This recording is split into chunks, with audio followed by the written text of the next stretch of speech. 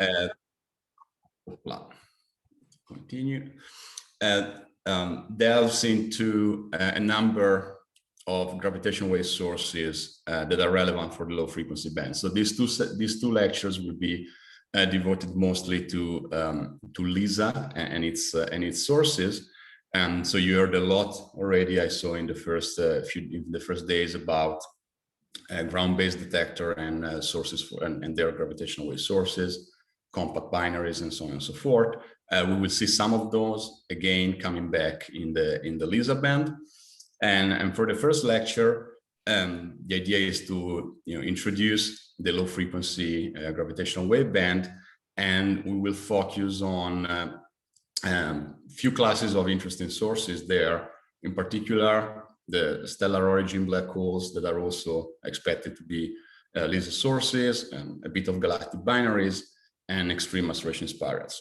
Whereas after the break, we will have a broad overview of supermassive black hole binaries and their importance for gravitational wave detection in the low frequency band. All right, so let me start off with this cartoon of the black hole mass function. So you see here, well, some sort of unnormalized distribution on the y-axis and logarithm and mass on the x-axis, right? So those are the population of black holes that are essentially known or expected to be in the universe. So on the far left you see this yellow distribution that corresponds to the stellar origin black holes, and those are the ones that have been, well, perhaps observed by LIGO and Virgo, although there might be ideas that those would come also from primordial black holes, for example. But those are black holes that we know they exist. They are the end point of the life of massive stars, and we detected them with gravitational waves. However, they occupy just a relatively narrow portion of this parameter space. On the opposite end, we see this big blue distribution, which represents essentially massive dark objects or massive black holes that are found in the center of galaxies. Okay, so they come in a number of flavors, and their mass function spans more than 5 orders of magnitude, with the most massive objects getting up to 10 to the 10 even solar masses, and the least massive one securely detected today going even below 10 to the 5 solar masses. In between, there is this area, this green band, which is called the black hole desert, where essentially there's no really secure detection of black holes to date. And we know that the most massive binary that have been detected by LIGO Virgo, the remnant of that merger would be somewhere around here, 150 solar masses. But between that mass and, let's say, 10 to the 4, there is little evidence of the existence of black holes. Okay, and that's mostly well, it is thought that that's mostly an observational bias, in the sense that it's very hard to detect relatively light black holes at cosmological distances. Okay, so but the main idea is that to form the supermassive, and we will see this, to form the supermassive black holes that we see in galaxy today, you need somehow to start off with something that is lighter and grow it essentially via accretion, right? So we expect this area to be the area where intermediate mass black holes sit, and where the seeds of the supermassive black holes that we see today in galaxies come about. Okay, and we will talk about this. So now remember, when those systems are in binary, those binary produce gravitational waves, right? And these gravitational waves are what we are going to detect with our gravitational wave detectors. And here, I already showed this parameter space before. You see frequency and strain of those waves. Now, remember the scaling that we saw in the first lecture. Essentially, at merger, the frequency emitted by a binary is inversely proportional to its mass. So I can take this mass function, sort of flip it, right, and overlay it to these sensitivity curves, and using all my artistic skills, I could get to something like that. Okay, so you see that naturally the stellar mass objects fall in the LIGO Virgo band, whereas if you want to probe the supermassive end of the mass function, you really need to go to low frequency. And the bulk of this distribution is expected to be in the LISA band at the milliards frequency. And the most massive objects, and you will see this afternoon with Steve, actually get into the nano frequency, the nanohertz frequency, where pulsar timing arrays are sensitive to. Okay. For this band in between, you see it goes up to the ground-based detectors, but it's mostly also in the low frequency part. So to probe seed black holes, it will be essential to have LISA, but also the third generation of ground-based detector might help a lot there if those seeds are light enough. Okay, so just to go back to these plots, just plotting some of the sources, you already see that the LISA band is anticipated to be the richest in type and even number of gravitational wave sources. So there we have the merger, the in-spiral and merger of massive black hole binaries. We also have extreme mass ratio spirals, which we will talk about later on.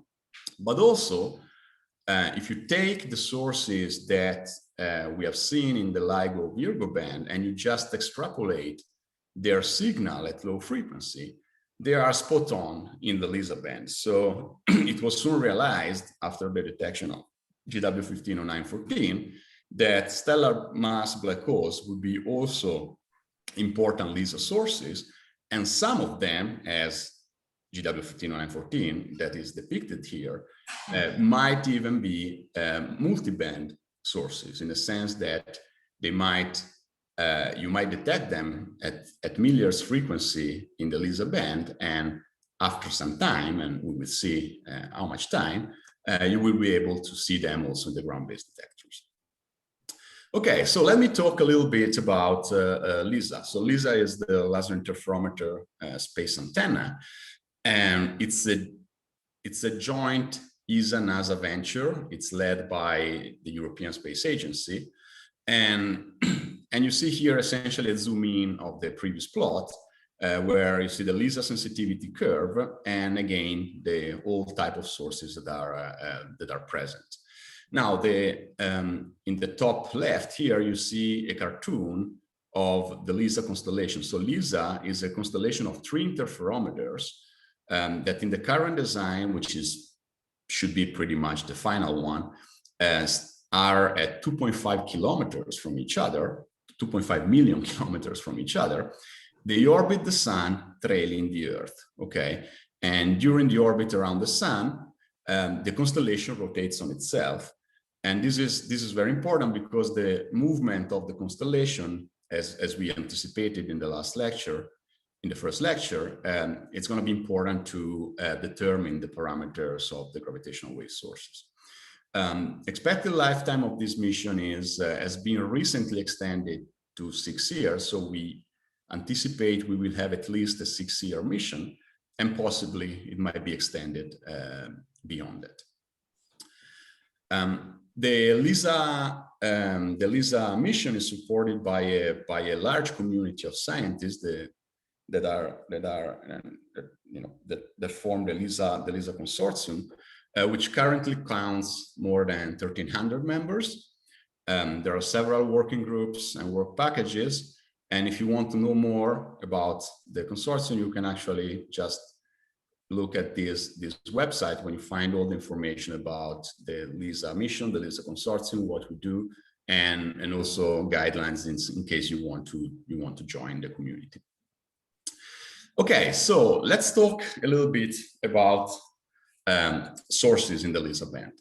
So I already shown in the first lecture this simple calculation of the evolution of a binary semi-major axis as it radiates gravitational waves. Okay, so essentially one can write an energy balance equation whereby the luminosity of gravitational waves is taken from the binding energy of the binary, and by solving this differential equation, you can turn this into a differential equation for the semi-major axis that you can solve, and to first order you can turn the semi-major axis into a frequency by using Kepler's law, considering that for a circular binary the gravitational wave is emitted at twice the Keplerian frequency.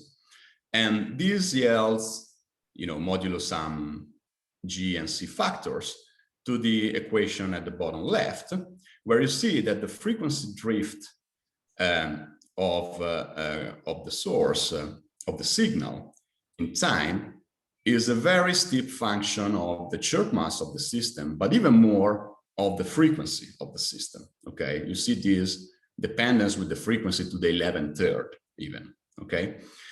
Now you can revert this equation and you can write what's on the right panel here, which is the time a source lives in a logarithmic frequency beam, essentially. Okay, the time that the source spends in a given logarithmic frequency beam.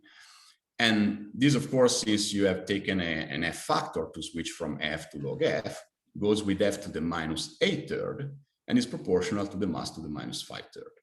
So from this, you see a couple of interesting things. So first of all, it's obvious that at low frequency, gravitational wave sources live much longer, right? And also, at a given frequency, more massive sources drift much faster in band, okay? So for example, you see that solar mass binaries at milliards frequency here, they are expected to live many years in band. Okay, so if you take a solar mass here, this is essentially 1. If you go to a milliards here, you see you actually add like 13 orders of magnitude there, right? So you get like several thousands of years. Whereas if you have a supermassive binary like a million solar mass black hole, you get, -10 essentially orders of magnitude here, and those sources live in band hours or days or perhaps months. Okay, so these scaling essentially allows you to distinguish between type of sources that you're expected to see in band, depending on how fast they essentially sweep through the frequency band. And broadly speaking, we can talk about 2 different classes of sources. The sources that are for which the orbital frequency, the evolution of the wave is dictated essentially by the mass of the primary. And those are massive black hole binaries, but also extreme acceleration spirals. Those are sources that are expected to evolve quite quickly, let's say, in band, and to merge within the LISA band. So those are in spiraling emergent sources. And whereas light objects that are far from coalescence are expected to be persistent in the LISA band. And depending on the exact frequency and mass of the source, they might be even essentially monochromatic. So they might really just emit at a given frequency and stay there for the whole observation time, or being, slowly drifting in band, as it happens for the most massive stellar mass black holes. And we will talk also about these sources today. Okay, so this is I think is a useful way to, separate sources and try to grasp what is the difference between them, also from an observational point of view. Okay, let me start with the lightest. Say a couple of words about the lightest sources. Those are essentially galactic binaries. And the most prominent ones are white dwarf binaries, okay? So white dwarf binaries have been, in the galaxy, have been long recognized as a main population of sources for LISA. And there's a number of interesting questions that are related to those systems. For example, one of the main ideas, one of the main channels that are proposed to the formation of a type 1a supernova is the merger of white dwarf binaries. Okay, so by observing these sources in the LISA band and extracting from the observations the merger rate, we can actually compare that to the type 1a supernova rates and see whether the connection holds or not.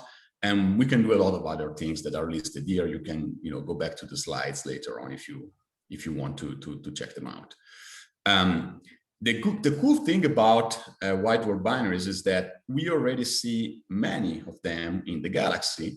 And of many of them, we actually know quite well their properties. We know, well, obviously where they are in the sky. We know to some extent their masses, and we can also measure a bit their distance. So if you know all those things, you can anticipate what is the expected gravitational wave signal they're going to emit. And these have been done for tens of sources. Some of them are depicted here. Actually, this plot has become a bit more filled in recent years due to the new observations by Gaia. And these sources are known as verification binaries. So these are sources that we know where they are in the sky. We know what level of signal are expected to emit, because you see, if you know the distance, if you know the chirp mass, and if you know the frequency, right, you know the two-wave polarization. There is some uncertainty, of course, in the distance, some uncertainty in those parameters, but you can actually work out what the level of the signal is supposed to be. And the idea is to use those sources as calibration sources for the detectors. So you know what the amplitude should be, you know what the SNR in your detector should be, so you can actually check whether your detector is working properly or not with those sources. So how many? So these, of course, are just the brightest ones, the closest one that we see in electromagnetic spectrum, because white dwarfs are very faint, okay, as their name says. And how many such white dwarfs we expect to be in the galaxy, and in the LISA band in particular? So one can do a very simple back-on-the-envelope calculation, and the white dwarf binary merger rate in the galaxy can be estimated to be of the order of 1 every few hundred years, okay? And you can use now this equation to just work out that, the number of sources per logarithmic frequency bin is the merger rate times the dt in d log f, which we calculated before, okay? Now, if you take a merger rate of once every few hundred years, and you take this scaling here, you can plug in numbers. Obviously, the number is going to be dominated by the lowest frequency bins. And if you evaluate this thing at 0.1 milliards, which is more or less the lowest bound of the frequency band of LISA, what you get is something of the order of 100 million sources. So you expect to be 100 million white dwarf binaries emitting in the LISA band in the galaxy. You can actually do the same calculation for neutron star binaries and black hole binaries, assuming that the merger rate of neutron star binaries is somewhere between 1 every 100,000 years, and for black holes is probably a factor of 10 lower. And what you get is that several tens of thousands, perhaps 100,000 of neutron star binaries in the galaxy are expected to be in the LISA band, and perhaps up to 100 black hole binaries. Okay, so there is a wealth, a bonanza of stellar mass objects that are expected to be emitting in the LISA band. So you can actually take a mock population and produce a signal. This is a very old plot from Heiss-Nellemans, and this is essentially what you would get. So the vast majority of these millions of sources are going to form a sort of confusion noise. They're not going to be disentangleable, if that's a word, from each other. But the brightest and the closest one, some of those you saw in the first, in the previous slides, will just stick out and be resolvable individually. Okay, and as you observe more and more, the source accumulate SNR in band because the SNR grows with the square root of the number of cycles, as you know. And the more you observe, the more sources you can, they become bright enough that you can take out of the data stream, you can recognize individually. So your residual confusion noise that is given by all the sources that you cannot resolve is gonna go down in time, as you see in this plot here, where you see the noise after, you know, after 6 months of observation, you have a quite big confusion noise, but after here we go until 10 years of observation, you see that this confusion noise went down significantly because we were able to, you know, dig out many more sources from the data stream.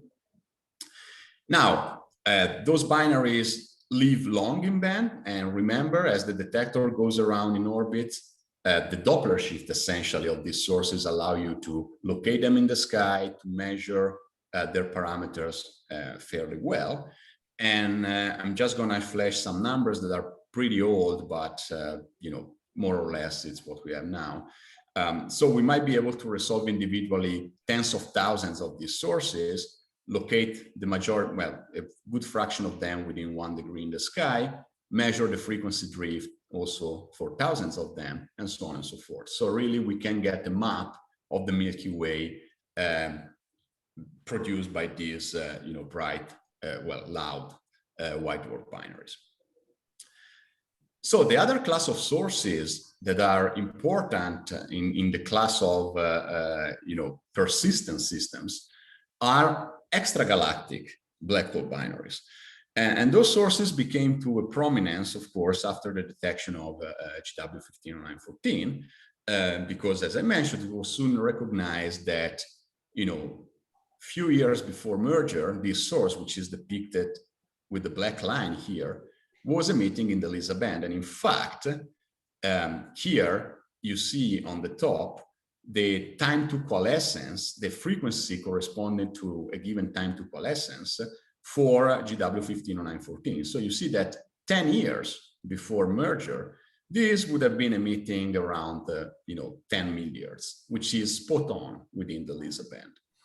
And actually, depending on the right, you know, sky localization, sky location and inclination, etc., this source could have even been detected by Lisa with a SNR of 5 or perhaps even 10 in the most favorable cases.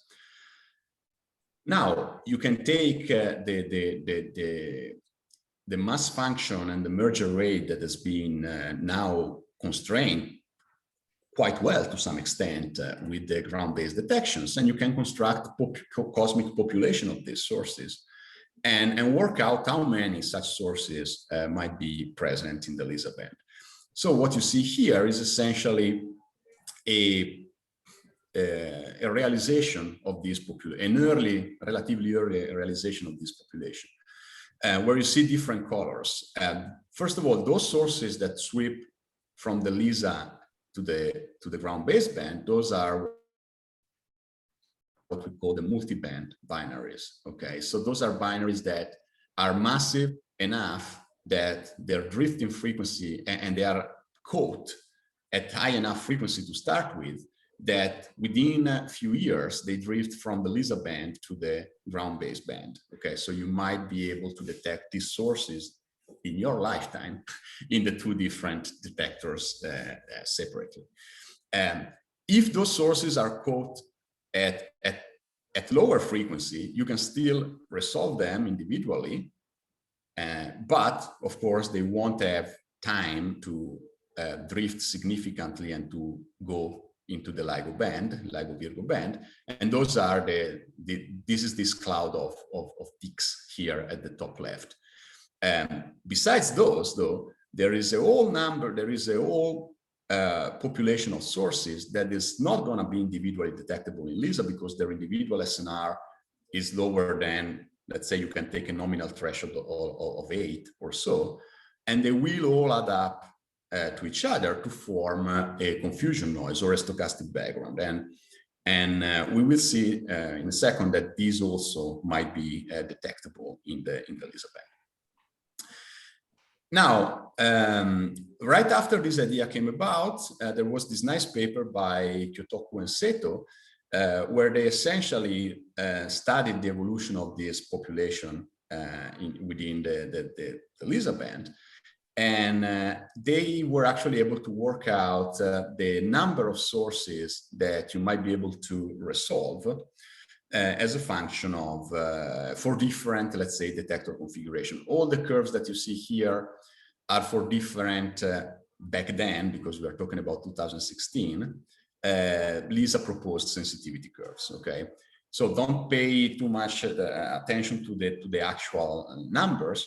So the important thing here is this dividing line. So remember, this is a very steep function of frequency. So broadly speaking, it's more a steep function of frequency than mass, okay? So broadly speaking, you can find, depending a little bit of mass, a dividing line between sources that will merge during the observation time. So will sweep through band and will become multi-band sources, and sources that are emitting at a frequency that is low enough that this drift in frequency won't be significant during the observation time. So this will be persistent sources. And for the LISA configuration, actually, you can take something that is between the red and the green curve. So you see the vast majority of sources actually that you're going to observe individually are not going to be multi-band source. They are going to be somewhere below 10 milliards, and they will live in band for the whole observation time. There is a small fraction of them that, on the other hand, that will be at high frequency, at a frequency that is high enough that they will drift to the LISA, from the LISA to the LIGO band, LIGO-Virgo band, and merge there within your observation time, or within 5 or 10 years. Okay. Back then, I also quantified those numbers with the rates available at time and the sensitivity curves available at time, and this is what you get. Now, you can look essentially at these last 2 points here. Well, 4 points. Those are two different populations, but we don't go into much details here. Well, those are sources that are expected to be detected with signal-to-noise ratio higher than 8, so observable in LISA, and they will merge within 10 years. Okay, so these are sources that you can see in LISA, and within 10 years you might see with the ground-based detectors. And current estimates is that we might have few tens such sources, which is still good. So those numbers went down a little bit with the years, a bit because the merger rate inferred by LIGO-Virgo went down by a factor of 2 or so compared to the first estimates, and also because there was a degradation of the requirement of the LISA sensitivity at high frequency, and those sources are, of course, since they live at high frequency in the LISA band, they are very sensitive to that. But still, we expect to see tens or hundreds of these stellar mass black hole binaries in the LISA band, and a fraction of them is anticipated to be multi-band sources. As I mentioned before, this is just the tip of the iceberg. So those are the sources that you can detect with SNR higher than 8. And these are just a very, very small fraction of the overall population, because the vast majority of these binaries will be at a distance, or will be farther away in the universe, or will be not massive enough that they cannot be resolved individually, and they will form a stochastic background. So now the theory of a stochastic background is a bit beyond the scope of those lectures. If you are interested in some details, we did a nice derivation here in this paper back in 2008 that starts essentially from this formula, which was originally worked out by Finney in 2001, that essentially ties the characteristic strain of a stochastic background to the number density of sources times the energy per logarithmic frequency that they emit. Now you can actually use cosmological relation and the relation, and you can use the relation between energy, luminosity, and amplitude of the wave to actually turn this formula here into the one on the bottom left, which essentially relates the characteristic strain to the number of sources emitting per unit frequency, unit Chirp mass, and unit redshift times the amplitude square of each source. So essentially, you take a picture of the sky, you count sources, and you add up in quadrature their amplitude. This is pretty much how you compute the stochastic background. And I wanted just to, so you will probably see a little bit more of this derivation later on in the afternoon, because this is actually independent on the mass scale you are considering. So it holds for stellar mass binaries that are long-lived, so they are in the LISA band, but it also holds for supermassive black hole binaries at the frequencies where they are long-lived, and these are the nanorest frequency in the pulsar timing band. So when we talk about the stochastic background of massive black hole binaries in the pulsar timing array, the formalism is exactly the same, and this is the type of signal that we are expected to see there, and Steve will talk about this in the afternoon. So you can compute these for stellar mass black hole binaries in the LISA band, and you can compute the amplitude of this stochastic background. You can use some relatively standard formula to compute the signal to noise ratio, and you will see that this background is actually going to be likely very, very, very well observable in the LISA band. So those stellar origin black hole that, you know, really nobody put much effort in them before the first detection by LIGO Virgo, are expected to provide us individually resolvable sources, hopefully also individually resolvable sources that drift in band, the multiband sources, and third, a stochastic background that is not observable, that is produced by the sources that are not going to be individually resolved, but overall is going to be very well detectable in the LISA band. And this can also be very interesting because it is expected that with the next LIGO Virgo runs, when the detectors get, and Kagra, when the detectors get to their nominal sensitivity, we will be able to constrain the signal produced by unresolved black holes also in the LIGO Virgo band. So we can actually extrapolate that signal at the lower frequency and see whether it matches with what we observe in LISA. And the shape and the amplitude of this signal might be, for example, affected by the eccentricity of the sources. So if sources are very eccentric, you might see them in LIGO Virgo, you might miss part of their power or their power overall in the LISA band. So this signal can be actually very much affected by the eccentricity of the sources, as many people, including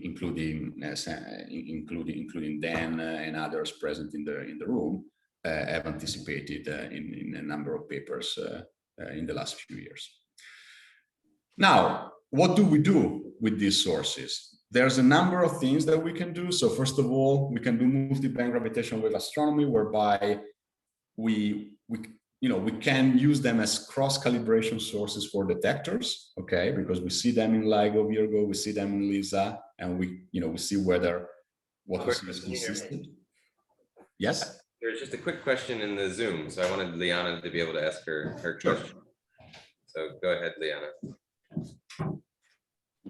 Hi, I was just wondering because you mentioned that ELISA has detected higher merger rates compared to LIGO. Have these results been published? No, sorry. If I no, LISA hasn't detected anything. LISA doesn't exist yet. So ELISA I'm talking about. Yeah. Well, it's the No, same. it hasn't. ELISA and LISA are different incarnation of the same thing. So LISA, Oh, sorry. Yeah. along the years became ELISA, then it went back to LISA. But so all of these are theoretical projections. So the actual mission launch is going to happen in the 30s. So it's like 10. Oh, I see. Sorry for the confusion. Yeah. Yeah. Sorry if that wasn't clear. No, thank you. You're welcome. There's one more question. Good to clarify that. You said there was one more question? Like questions, like I have questions in Slack, but. Oh, I somehow don't see them. Go ahead and ask. Yeah, so my question is, like you say there are multi-band sources, but when do we say the binary is bounded enough that we can have some kind of gravitational wave out of that? Like, what is the main condition when the binaries are bounded enough so that they are producing gravitational waves? Like how close or? Sorry, the question is how close the binary should be so that they can produce gravitational wave, which we can detect in LISA, and that they will finally go to LIGO. You mean close the two black holes one to another? Yeah. Well, you can work them out from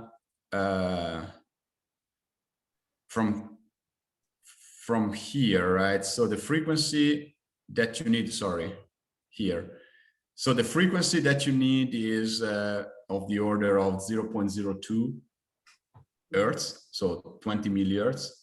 So you can plug that into your Keplerian formula for the frequency, and you can get what the separation is going to be for a given mass. It's going to be something of the order of let's say it's going to be much less than a AU anyway. Wait, no, sorry, it's probably going to be of the order of the radius of the sun, something like that, perhaps smaller than this. No, I think my question is that if two black holes are like far apart by like 1 parsec, do we still say they are bounded? Like, you mean the distance from us? You mean? No, like when two black holes, they are existing in universe, Mm-hmm. when we say that they are bounded enough that they are revolving each other, like. Yes. So when is a binary black hole bound as opposed to not bound? Yeah. I think that has to do with the surrounding environment. What's the energy? Well, yeah. So it depends on the environment. So here, black holes generally can be considered bound where their binding energy is higher than the typical velocity dispersion, kinetic energy of the stars of their surroundings. And that's different depending on whether the black holes are in the field or they are in clusters. So anything that is closer than an astronomical units or a fraction of astronomical units, you can very well consider to be bound binaries. And those would emit in a frequency that is already lower, still lower than the LISA band. Okay. And one small question about this formula, about how much time is spent at each frequency bin. Like this formula, dt by d ln f equal to 8 seconds. The question is like, what do you consider logarithmic bin? Is it like time spent between 10 to the power -4 to 10 to the minus 3 hertz, or like how do you? So this is time spent in a logarithmic frequency bin. So it's time spent in a delta f that is equal to f. Okay. So if you are at 10 to the minus 4 hertz, this is the time spent in a frequency window of 10 to the minus 4 hertz, around 10 to the minus 4 hertz. Okay. And Magda? Okay. Just one really quick question. You said that the multiband sources are extragalactic. Is that just because of statistics, or is there a deeper reason to that? Yeah. It's just because of statistics. If you consider the merger rate of black holes in the Milky Way, that's expected to be 1 every million years, right? So we might really get lucky and get a multi-band source in the galaxy. That would be fantastic, but the chances are really low. Great. Okay. So I was on this slide, right? Yeah, so there's a number of things that we can do. One of the perhaps most exciting is maybe trying to do multi-messenger astronomy in a better way, because as we see in a second, with LISA, you can actually estimate the parameters of these sources quite well and well in advance of their merger. So you can use them to alert electromagnetic telescopes. You know, there's going to be a black hole binary merger right there at that time. And you can do enhanced test of GR. You can use them to test astrophysical models. So we will see a little bit of those things quickly in a second. Right, so going to the parameter estimation, since those sources live in band quite a bit, we can estimate their parameters pretty well, especially the one that drift, the multi-band sources. We can predict their coalescence time within seconds, and their position in the sky within fraction of square degrees. Their chirp mass has this ridiculously small uncertainty. You see there 10 to the minus 6, and so on and so forth. So essentially you can, and all of these you will know, so these sources exit the LISA band a couple of weeks before merger. So 2 weeks before merger, you will know that there's gonna be a source merging right there with 0.1 square degree uncertainty at this exact time within tens of seconds perhaps of uncertainty. So it's clear that at that point, it's not like you detect a binary merger and you hope that perhaps some wide field of view telescope was actually catching something. You can actually point your best telescopes at all band in the direction of the source, and you can try to see whether there is anything there, even though we know that the main scenarios for the formation of these binaries do not predict an electromagnetic counterpart, but some of those might form, for example, in AGN disks and so on and so forth. So this will allow you to have a much better shot in trying to see a counterpart from a stellar mass black hole binary. I see there is a hand up. Andrew, you have a question? Yeah. Is the reason for such precise localization and merger time determination because of how long you're observing these sources for? Yes, is essentially because so the sky localization is because of the motion of the detector. So this lives in band for several years. So you have a full motion of the detector, and from the Doppler shift, you can actually very well say where the source is. And the time to merger is related to the fact that you can measure the chirp mass very well, because the chirp mass is the primary predictor of time to merger. And you can measure the chirp mass very well because since those are sources that are emitting at 10 milliards, and you see them for years, you accumulate 1 million of cycles in band. And to phase up 1 million of cycles, you need to get the chirp mass extremely well. Okay. Another interesting thing that you can do in the LISA band, you can measure eccentricities. And this is for the same reason. This source is very long-lived, and if they are eccentric, their signal would be a bit different because of eccentricity. And so with LISA, you will be able, so we estimated in this paper by Nishizawa and others, that we might be able to observe frequency down to a 10 to the minus 3 or even more smaller than that with LISA. And this is important because, of course, different formation channels predicts different eccentricity distributions. And in some extreme cases, maybe if those are driven by Kozai-Lidov resonances produced by quadruplets and stuff like that, you might actually detect the eccentricity, residual eccentricity, even in the LIGO Virgo band. But for example, in the standard, let's say, capture or field scenarios, the eccentricity are expected to be different, but in both cases, they're expected to be very, very low in the LIGO-Virgo band. But in the LISA band, they're expected to be high enough that if you see enough sources, and I don't have time to go in details here, where we did some Monte Carlo realization of this population, if you have enough sources, order of 30, 40, you might be able to separate very well, you might be able to measure very well the eccentricity distribution and to separate formation channels. So this is an extra information that you are unlikely to have in the ground-based frequency band, or perhaps you will have it, but just, you know, for some extreme formation channels that LISA can add to the picture in order to disentangle formation channels of these objects. And last but not least, for this, those sources can be used to do cosmography. Again, since you don't have a counterpart, you need to use, well, unless you're lucky, okay, you're not expected in general to have a counterpart. You need to use statistical methods.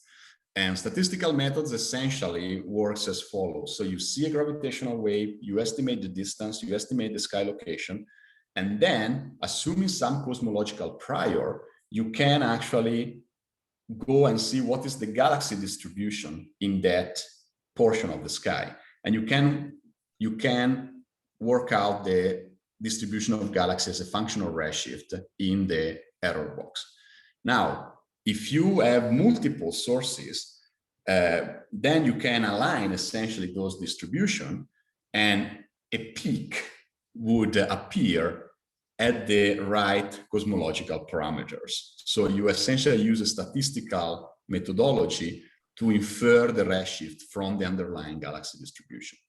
We tried this with Del Pozzo and collaborators, and we found that if we are lucky, if we have enough of these sources, we might be able to get the determination of the Hubble constant to perhaps 2%, only with stellar origin black holes observed by LISA.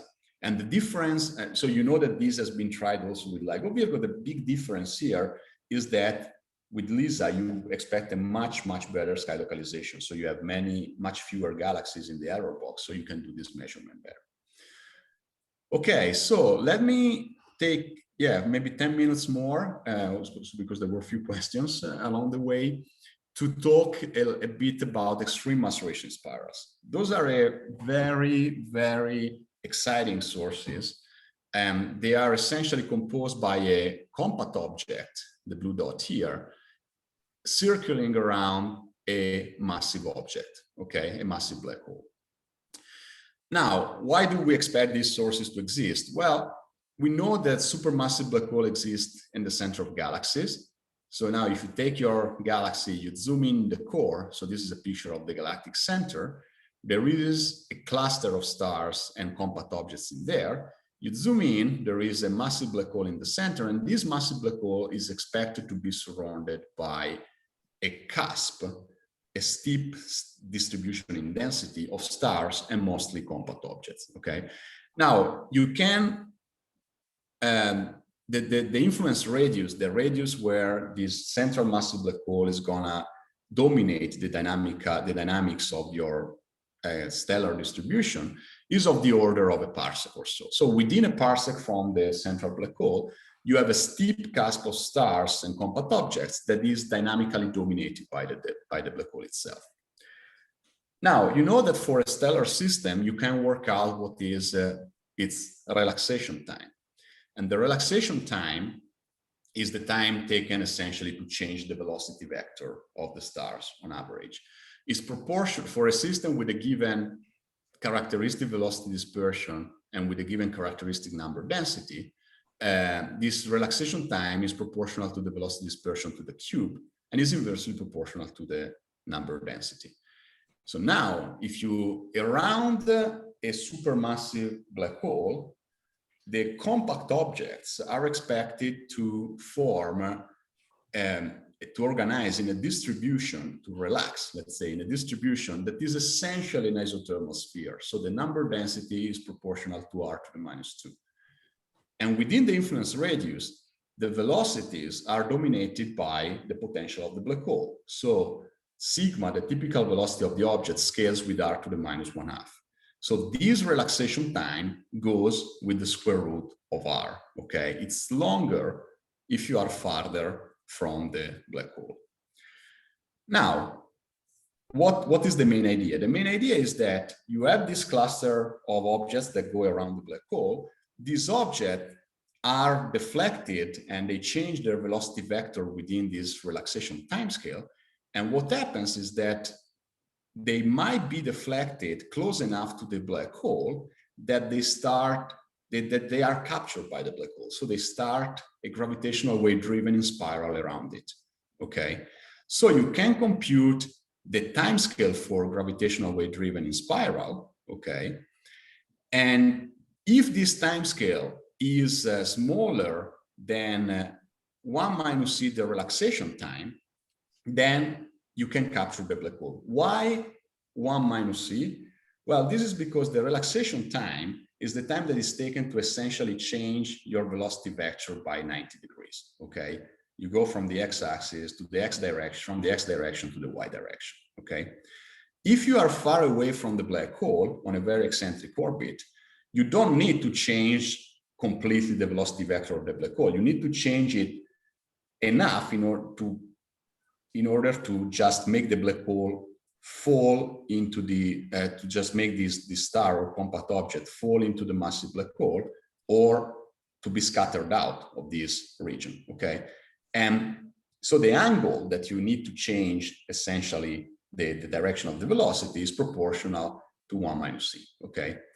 Now, if you take all of the, so the idea is essentially the following. You have, so this is a 1 minus c, so these are circular objects, these are very eccentric objects on the left, as a function of separation from the hole. You see we go up to 0.1 parsec. So the idea is that the relaxation time make the black hole wandering in this space. It changes angular momentum, so eccentricity, much more than it change, much quicker than it changes the energy.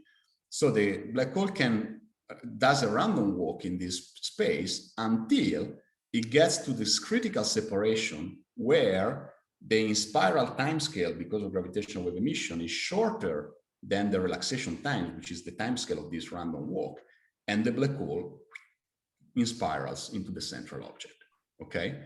So if you compare this relaxation time to the gravitational wave driven time, there is this critical separation where they meet. And since in an isothermal sphere, the number of objects is proportional to the distance, right? Then this is where most of the black holes in your cusp, most of the black holes that can become memory, sit in your cusp, in your distribution. So this essentially gives you a very, very simple and approximate, of course, I reckon, way to estimate the rates of these objects, because the typical formation rate of this memory then is going to be roughly the number of compact objects that are present within this critical radius, which is of the order of 10 to the minus 2 parsec, between 10 to the minus 1 and 10 to the minus 2 parsecs, divided by the relaxation time at that radius. And if you take an expected cusp like the one that might be present, should be present in the Milky Way, cusp of compact objects, I stress, you have maybe 10 to the 3 to 10 to the 4 objects. The typical relaxation time there at that separation is of the order of the Hubble time. And then what you get is a rate of about 10 to the minus 7 per year, or 100 every giga-year. So you expect that in a relaxed cusp of compact objects around a million solar mass black hole, in your standard, let's say, spiral galaxy, you might have an extreme mass relation spiral happening every 10 million years, okay? So, of course, this is the memory rate. There are huge uncertainties on this calculation, but even more, there are uncertainties related to what is the population of light massive black holes in galaxies, because we measure them essentially down to million solar masses. We have only very few sparse candidates, observations at lower mass, okay? So really there is a huge uncertainty in the mass function of the black holes at masses that are relevant for LISA, because LISA is going to be sensitive mostly at 100,000 to million solar mass MRIs, let's say. There are huge uncertainty in the precise dynamics of this capture process. So we tried to capture this in a paper a while ago, and you see the typical detection rate that you have for LISA goes from perhaps even 1,000 per year down to 1. Okay, so we have like 3 orders of magnitude uncertainty due to the unknowns to the fact that the population of massive black holes in that mass range is unknown, uncertainties in the exact dynamics of the formation of these compact objects, and so on and so forth. So LISA will be, obviously, by detecting these objects, will tell us a lot about the dynamics of dense systems. Let me just flash a couple of things before we break. I mentioned that LISA is mostly sensitive to extreme acceleration spiral around million solar mass black holes. And to corroborate this, I'm showing you these panels here in the top, where essentially you see, given the population of MRIs, the fraction of detected MRIs as a function of mass of the primary hole and redshift. Here we assume that the secondary is the compact object is a 10 solar mass black hole.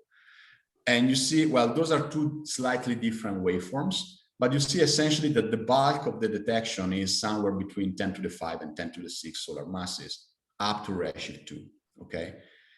Those MRIs are very small. Essentially, they are test masses circling around a Kerr black hole. And again, since you see many, many thousands of cycles, you're going to estimate the parameters of the central hole with extraordinary precision.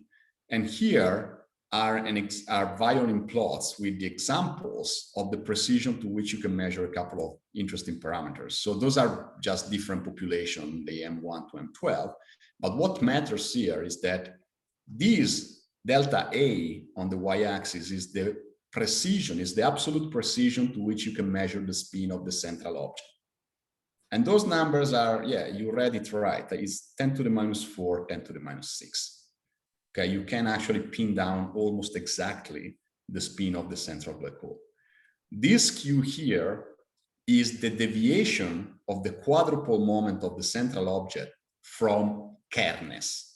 Okay, so you can pick deviation from a Kerr black hole in quadrupole moment down to a fraction, to a part in 10,000. Okay, so those really are going to be extraordinary probe of space-time around black holes and of general relativity.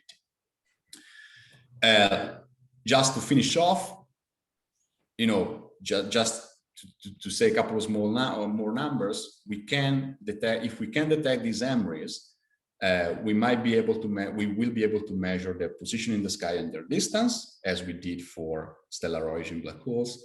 We can measure the mass of the central object, the mass of the compact object, the spins, the eccentricity, and deviation to the quadrupole Kerr moment to a ridiculous precision, which has no precedent whatsoever in astronomy. Okay, so this is really incredible. This is going to be really incredible.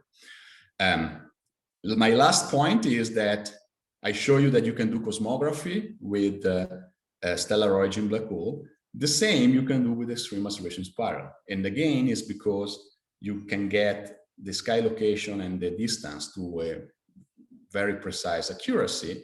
And if you stack enough events, as we did in this paper that is on the archive, we are able to measure the Hubble constant to a pretty good precision. And also, since those sources actually goes past 0.1 in redshift, they accumulate between 0.1 and 1 in redshift.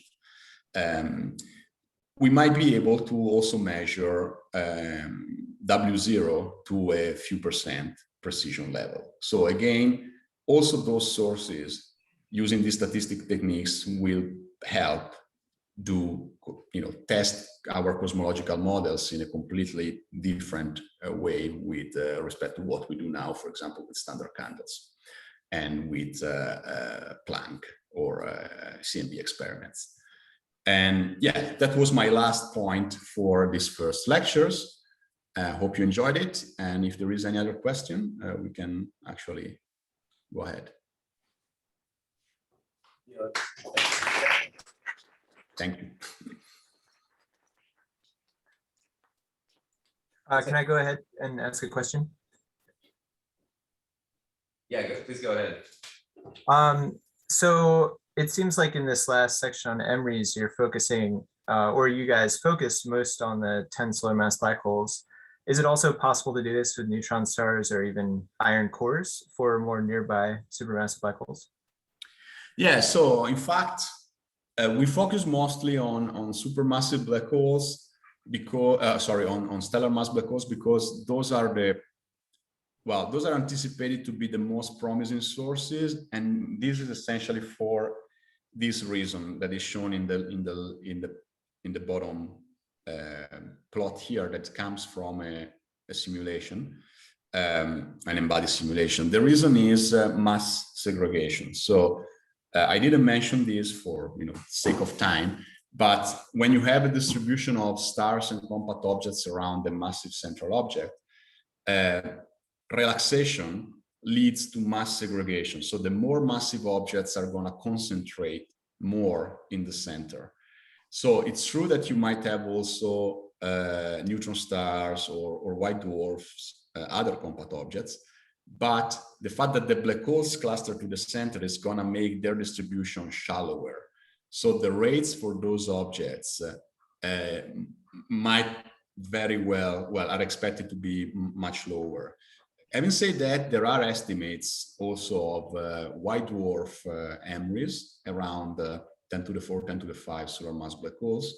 And the main driver of that is that if you have a white dwarf around the 10,000, 100,000 solar mass black hole, you might actually disrupt the white dwarf before it plunges. So you might have a natural electromagnetic counterpart. I'm not aware of much. So you mentioned also massive iron cores. Well, yeah, or white dwarfs. White dwarf, okay. Yeah. So the main reason, those can very well be there as well. It is expected that the rates are going to be much lower.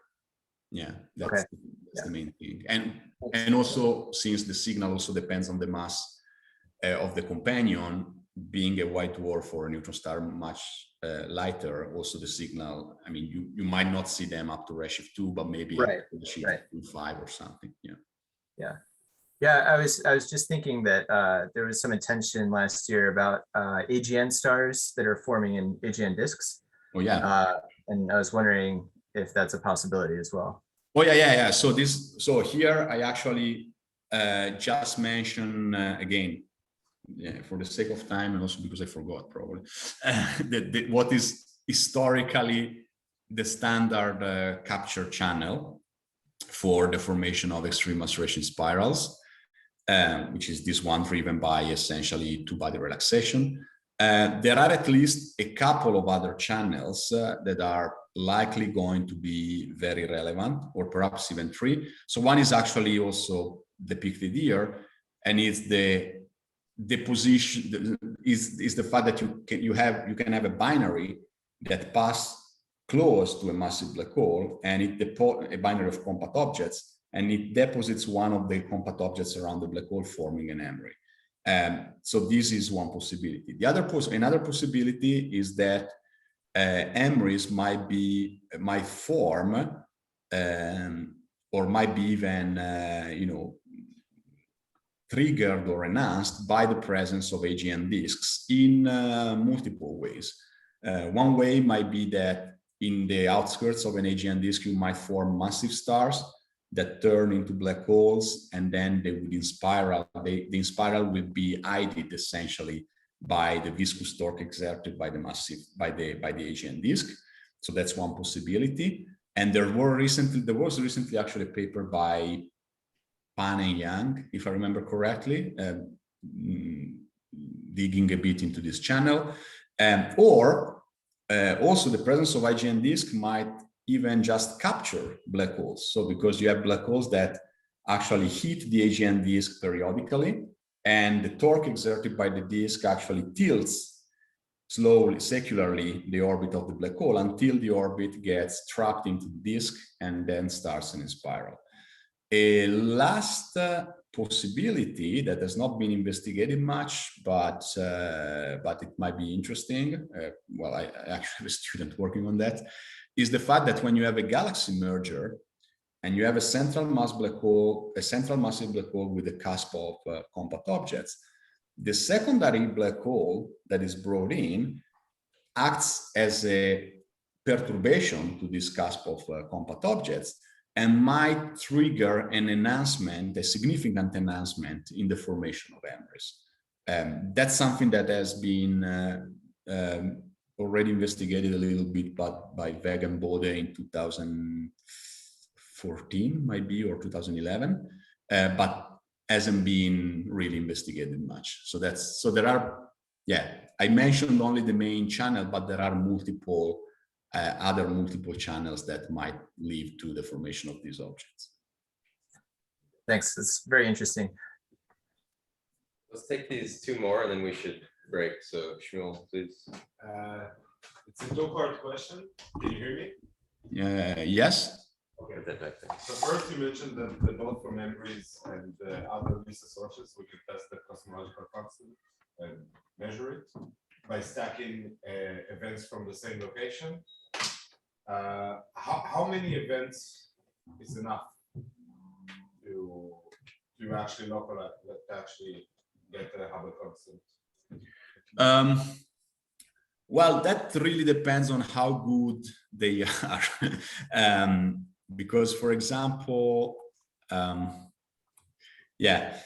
So in this case, for example, you see the distribution of galaxies in the error box, right? So you might be lucky if you have, for example, an MRI that is very well localized, or a stellar origin black hole that is close enough. You might have, in fact, only very few galaxies in the error box, and that might help a lot because that kills a lot of the parameter space for your cosmological parameters. So in general, in our simulations, we find that to measure cosmological let's say H naught, within 2-3% precision, you might get along with 10-15 events. But there is quite a bit of scatter because you might have a population of 10-15 events that are all pretty bad. But in general, there's always few events that have few possible hosts in the error box that with 10-15 you can get a reasonable measurement of the cosmological parameters. Okay, and I think you partially answered my follow-up about other cosmological parameters. Could we test, for example, dark matter distribution, or because if we know where it comes from, we know much more about the black hole in the center, and we might know, I'm not sure about that, about the velocity distribution, dispersion. So could we test dark matter theories and like the actual density of the dark matter in those specific galaxies?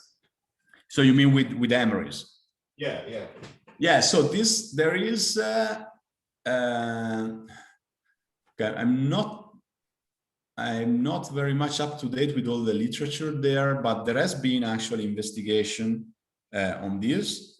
In particular, if dark matter actually form those mini spikes around massive black holes. So those mini spikes are expected to be quite dense, and of course, they essentially produce a dynamical friction force onto the MRI. So there was some, I'm sure there has been some investigation of it, and it might be that for some parameters of this mini spike, you might actually be able to test its presence and therefore also the nature of dark matter with extreme acceleration spirals. But I'm not very much sure about the details. Alberto, can you hear me? Yes. So you mentioned that stellar origin black holes can form like a kind of background. I was wondering how strong that could be and if that can kind of obscure the Emery detections. Yeah, okay. That's a good question. So let me see, maybe I know I didn't, I don't have the slide with me. Anyway, right, so you see here, you see the SNR of this stochastic background for different LISA configurations. So it might very well be observable. So signal to noise ratio perhaps between 10 and 100, depending on uncertainties and on the specific detector sensitivity. However, this doesn't mean that it's going to be a problem for other sources, because here, when we talk about SNR of the stochastic background, we are essentially talking about accumulating the essentially, in a sense, correlated signals, okay, the correlation part of the correlated part of the signal over the observation time. Okay, so if you integrate for long enough, these signals pops out of your data. I mean, you can detect it, but if you compute the actual strain of the signal, let's say the instantaneous strain of the signal, and compare it to the instantaneous sensitivity curve of LISA, this signal is going to be below that curve, at least for rates, for the current estimate of the rates and the mass function of these objects. It's very unlikely that you will have a stochastic background that does something like the unresolved whiteboard binaries, so that it's going to dominate your sensitivity curve. Okay, so it's something that lies below the nominal level of the sensitivity curve of LISA. You can get it by integrating over the observation time, but it's not expected to affect the detectability of your individual sources. On the other hand, you mentioned extreme acceleration spirals. In the models that I show about the extreme acceleration spirals, some of those models predicted like a couple of thousands of detections per year.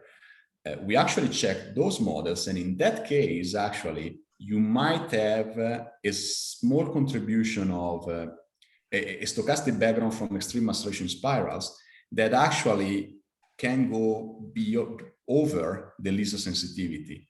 So that might actually affect the detectability of other sources. So many extreme acceleration spirals is cool, but if there are too many, they might actually produce an extra contribution to the actual LISA sensitivity, which is going to affect the detectability of other sources. Okay, thanks. Welcome. So let's take a 20-minute break. How does that sound? Make up 10 minutes and meet at 11:40 about again. Okay, see you in a bit. Great. Thanks.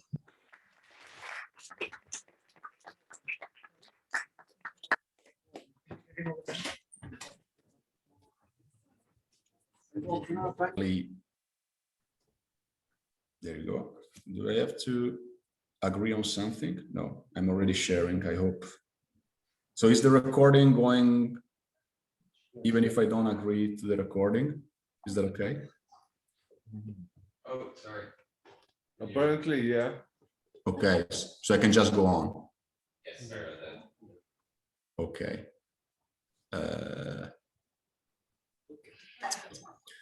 So the massive black holes are the central engines of quasars, and we see these quasars already shining at redshift 7 when the universe was less than a giga-year-old. Okay, so those massive black holes are essentially ubiquitous in the universe, in the center of massive galaxies, and some of them at least are already in place when the universe was less than a giga-year-old. So what does this mean for gravitational wave astronomy? So we're going to talk a little bit about the formation and evolution of these objects and what we expect to see with LISA. Right, so first of all, we see these massive black holes, or the effect that these massive black holes have on the Ross galaxies in multiple ways, right? So we see them shining as quasars, like this one that I'm pointing now. We see actually, if we pierce to a center of galaxy, we can see the dusty torus in some case that is surrounding by this central engine. And in this central engine is just throwing these huge jets. So this is the scale of the galaxy. So these jets are hundreds of kiloparsecs long. So we see these black holes accreting and exerting some sort of, ejecting matter, accelerating matter to relativistic velocity in form of these jets. So this, by the way, on the bottom left is the jet in M87, which is the massive black hole that has been imaged like a couple of years ago. Okay, so where do these massive black holes come from? So let's just give a couple of pointers in terms of cosmological structure formation. As I said, the matter content of the universe is by far dominated by dark matter, okay? And the idea of the formation of structure, the main idea of the formation of structure in the universe is that it proceeds in a hierarchical fashion. So essentially, after the Big Bang, after inflation, you end up with a inhomogeneous field of matter that is dominated by dark matter with some density fluctuations, okay? These density fluctuation, because gravity is attractive, tend to grow in time until they decouple from the expansion of the universe. So if the blue line here represents the expansion of the universe, if you have an overdensity of dark matter, this overdensity starts to contract under its own self-gravity to the point where it will stop expanding and will collapse on itself, virializing to form what are known as dark matter halos, okay? So this is the main idea of how dark matter behaves. So this is how an inhomogeneous density field evolving in an expanding background behaves, okay? These overdensities start to grow and they start to collapse in forming halos or mini halos. In fact, I'm talking about mini halos because this process, it has been shown analytically and also through numerical simulation, is hierarchical.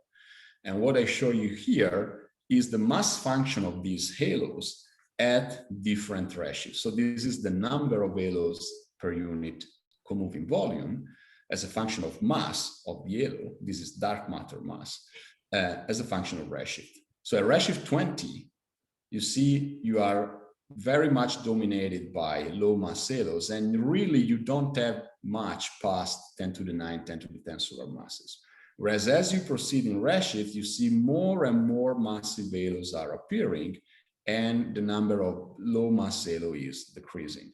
So just for to put some numbers in here, the Milky Way, our Milky Way, lives in a dark matter halo which is of the order of 10 to the 12 solar masses. So those start really to appear and be abundant, let's say around redshift 5 or so. Whereas the most massive clusters of galaxy, like the Virgo cluster, like the Coma cluster, they live in a dark matter halo which is of the order of 10 to the 15 solar masses, and they really just appear now in the universe, okay? So this process is hierarchical. So you can depict it in a form of a merger tree, like the one that I'm showing here. You have small halos in, so this is look back time, so 0 is today, and here is long time ago. You start off with these small halos, and these small halos accrete matter, accrete dark matter growing in mass, and they start to merge with other halos to form bigger and bigger halos, okay? So this is a hierarchical process of formation of bigger dark matter halos starting from smaller one.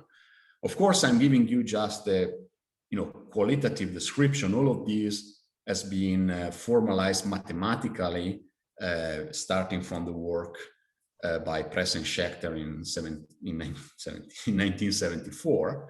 And this formalism has been refined, also tuned to numerical simulation, but it works pretty well. So this is for dark matter. What happens to baryons? Because what we're seeing in the end in galaxies is stars and gas, and even even black holes, right? They are possibly formed starting from baryon structures. So the idea is that baryons at the beginning don't do much because they are only at 10% of the matter component of the universe. So they just follow whatever dark matter is telling them to do. So dark matter forms the potential wells of the dark matter mini halos, and baryons simply sit into the center of those potential wells. Now, the difference between baryons and dark matter is that baryons can cool. And by cooling, can radiate away their energy and they can contract. Now, in the very early universe is inappropriate. In the higher redshift universe, essentially gas is formed, baryons are in the form of hydrogen and helium, okay? And the main component is hydrogen. And this hydrogen can come in two flavors, atomic hydrogen or molecular hydrogen. And molecular hydrogen is expected to be a very tiny fraction of the total, okay? So in principle, you can have cooling mechanisms related to the presence of atomic or molecular hydrogen. So what's the difference? The difference is that if you have atomic hydrogen, your only chance to cool is to excite the electrons of the hydrogen atoms onto, higher levels, and then these electrons will go back to the ground level, and they will emit a photon. Okay, but the difference in energy between the electron levels is of the order of 10 eV, which corresponds in terms of you can turn this energy into collision energy between particles, which corresponds to a given velocity, relative velocity, hence a given temperature, right, of the gas, corresponds to a virial temperature of the gas of 10 to the 4 Kelvin, okay? So below 10 to the 4 Kelvin virial temperature, atomic hydrogen doesn't do anything, essentially, and you start cooling when you surpass this temperature. And you see this with the red curve, you see the cooling function, which is the energy emitted per second per centimeter cube by a gas of atomic hydrogen as a function of virial temperature. You see this steep rise around 10 to the 4 Kelvin. If you have molecular hydrogen, on the other hand, you can excite the vibrational and rotational energy levels of the molecule. And those start to be excited at virial temperatures that are much lower, of the order of a few hundred Kelvin. So you see here the rise of these green curves, which are cooling function for molecular hydrogen, for different fraction of molecular hydrogen. So, but you see that essentially already at 10 to the 3 Kelvin, you can start to have efficient cooling. Why this is important? This is important because the virial temperature of a dark matter halo is related to its mass and redshift, okay? So more massive halos have larger virial temperature, not surprisingly. And also for a given virial temperature, for a fixed virial temperature, as a function of redshift, you need more massive halos to get to that virial temperature. Those are the cyan dashed curve here. So these are masses. This is the mass of the halo as a function of redshift that has a virial temperature that is enough for H2 cooling, let's say 10 to the 3 Kelvin here. And this is the mass for H cooling, 10 to the 4 Kelvin. So you see that molecular hydrogen cooling operates already at masses that are of the order of 10 to the 5, 10 to the 6 solar masses. Whereas for atomic cooling, you need more massive halo of 10 to the 8 solar masses, okay? What I mentioned before is that the formation of these dark matter halos is hierarchical. And the red curves here are, well, this is a technical thing. These are the so-called sigma peaks of the dark matter halo. You can actually think of them, I don't have time and I don't want to go into the details here, but you can think of them as you know, the abundance of those halos in the universe. Okay, so you see that at the beginning, let's say for a given abundance of halo at high redshift, you have small halos with that abundance, right? And as you go at lower redshift, the same abundance is reached by more massive halos. Okay, so the point here is this: if you have efficient H2 cooling, you have halos available for cooling already at redshift 2025, halos of 10 to the 5, 10 to the 6 solar masses. Whereas if you need to rely on H cooling, you need more massive halos, and these start to become abundant, to become frequent in the universe at much lower redshift, order of 10, 15. Okay, so the chemistry of the primordial gas essentially gives you two main routes for cooling and therefore for forming collapsed objects. Okay, because gravity has negative heat capacity. As you radiate away energy, you contract. At some point, the idea is that you become dense enough that well, there is a whole number of physical mechanisms that we don't go through, but you form essentially the core of a protostar in the center. Okay, so let me just sketch the difference. Again, not going into any detail here. If you have molecular hydrogen, you can cool already at 1000 Kelvin in small halos. Your cooling, since you don't have metals, is very slow and is subsonic. So you might avoid fragmentation, even though that is not clear. And what you're expected to form there is a population of very massive metal-free stars. These are known in the literature as population 3 stars. And they're expected to have masses, between many tens up to 1000 solar mass.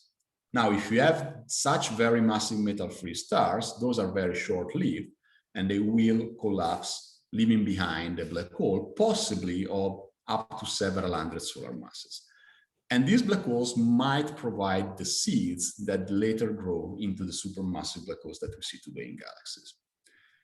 Now, if you don't have enough H2, if you cannot rely on H2 cooling, then you need much bigger halos.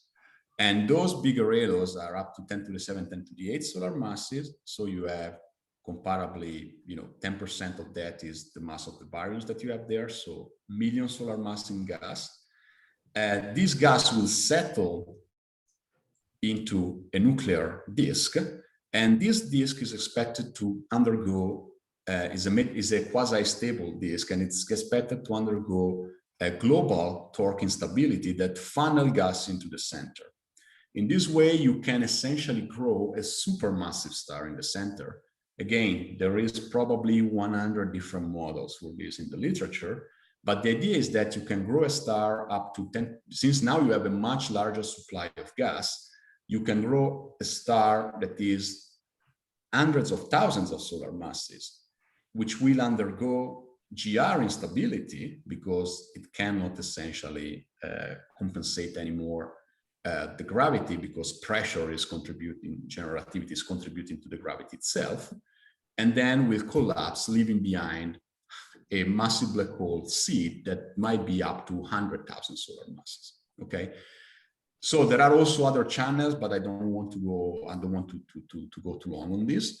But the idea is that we have routes to form seed black holes of thousands to hundreds of thousands of solar masses in dark matter halos at redshift between 25 to 15.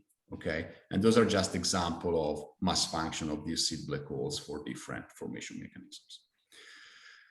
Now, what happened next? What happened next is that those black holes then will start grow, and will start grow because they follow the hierarchical evolution of galaxies in the universe. So here you see a simulation from a movie from the illustrious simulation, which is a large cosmological hydrodynamic simulation of galaxy formation. You see stars on the left and gas on the right. Redshift is going on, well, now we're just going around here in the top left. And you see essentially what I was mentioning before, the hierarchical formation of structures.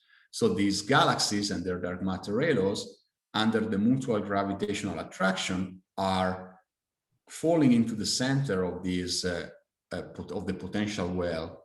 This is probably a center of a cluster of galaxies in the illustrious simulation, and you will see galaxies will merge with each other essentially continuously. So this movie is going to go on for quite a while. You see these two galaxies are now finding each other, and voila, one merger there. This third one is coming, and there you get another merger, and so on and so forth. So in the end, you see that by this process, you can grow, you can start off with small galaxies and protogalaxies and grow a massive galaxy. This might be, for example, a central elliptic out of a galaxy cluster. I see a hand up. Yeah, I'm wondering what the driving mechanism for these galaxy mergers is. Is it the cooling that you were discussed before, or is it like gravitational waves potentially also? You mean the mechanism for the merger of galaxies? Yes. So that's just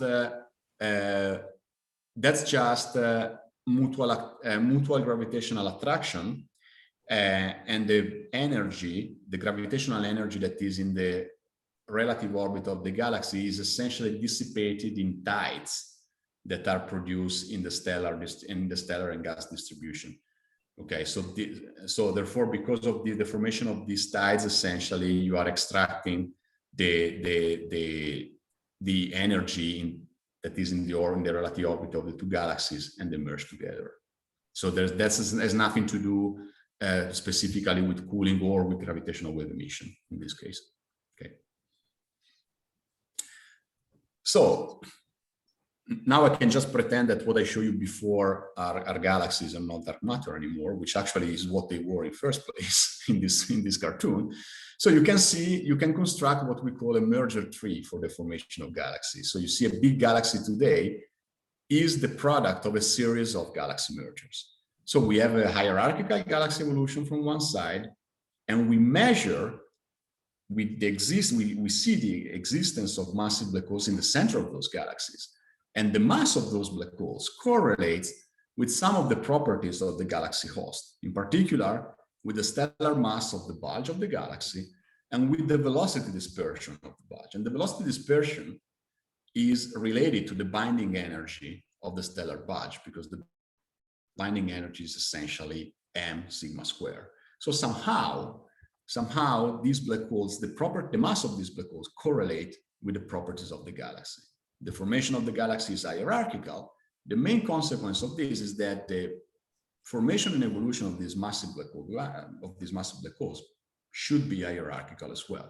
So the idea is that you kick off with some small black holes seed black holes in protogalaxies, and following galaxy mergers, these black holes will find themselves in the potential of the merger remnant, and as we will see, they will potentially form massive black hole binaries. Okay, so you put together these pieces, you get a scenario where massive black hole binaries will inevitably form. However, we don't know essentially anything about them. We don't know what are their seeds, how abundant are those seeds, how exactly they grow along the cosmic history, how often the binary forms, whether binaries form every time you have a galaxy merger of some of the pairing of those black holes fail, and so on and so forth.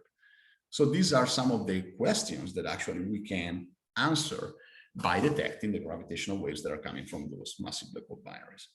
So let me first talk a little bit about the growth mechanism of these objects. So the main growth mechanism of massive black holes is likely, well, we have quite a bit of evidence that is related to radiatively efficient accretion. So essentially, this is accretion that happens in a well, optically thin, geometrically thin,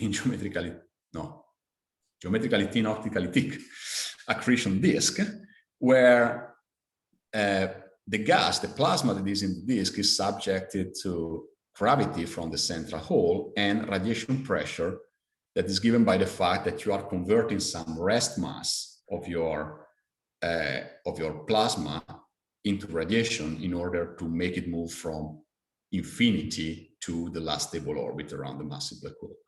Now, if you balance gravity and radiation, so here you have the gravitational attraction and here you have the radiation pressure, you get to a maximum luminosity that can be emitted by this plasma until if you surpass this luminosity, essentially the photons will blow away the accreted plasma itself and you stop accretion. And this is the famous Eddington luminosity limit. And you see it, and since the luminosity is coming from converting the accreted mass into radiation with some efficiency factor epsilon, which is of the order of 10%, you can actually put these two things together and you get an evolution for m dot. So m dot is the mass that is inflowing into the black hole. So it's also modulus on 1 minus epsilon, the mass growth rate of the central object. So you can plug in these two things together. You see the m in the t is proportional to m, and the solution is an exponential growth. Okay. In fact, if you can supply continuously gas to a central black hole, you will find that, and these black holes is allowed then to accrete at the Eddington limit at most, its mass can grow in an exponential fashion. Okay. Now, the thing is, an important thing is the typical timescale of growth. And the typical timescale of growth is set by this bunch of constants here, fundamental constants, and it's called the Salpeter time, which is of the order of 450 million years. So it's pretty long, right? Now, the problem is that, so there is also, and also, you see in the equation here, there is the efficiency. The relative efficiency appears with this combination 1 minus c divided by e in the exponent. And this efficiency is strongly dependent on the spin of the hole. It's like 0.06 if the hole is non-spinning, but it gets up to 0.4 if the hole is almost maximally spinning. And this makes a huge difference in the e-folding timescale for this accretion process. So you see that if the black hole has a low spin, the e-folding timescale is 30 million years. And if it has a very high spin, the e-folding timescale can be 10 times longer. And these 300 million years start to become comparable with the life of the universe at redshift 7. So you see that growing black holes of billion solar mass black hole at high redshift is not trivial, because if these black holes are very much spinning, right, as they probably are, you might have issues trying to grow them so quickly in the early universe. And this is an active area of research, okay? And I'm not going to delve into what's going on here, but just just bear in mind that it's an active area of research how this very massive black hole at high redshift grow. We have, although, evidence that massive black holes grow primarily via radiatively efficient accretion because we see them shining as quasars. And what you can do a trick that has been already put forward 40 years ago by Sultan, and it's called the Sultan argument, is the fact that you can measure the luminosity function of quasar. You can measure the quasar number density as a function of redshift. How many quasars are emitting with a given luminosity at a given redshift, okay? Now you can integrate that as along the over luminosities and over redshift to get the energy density that is emitted per unit comoving volume across the life of the universe by quasars.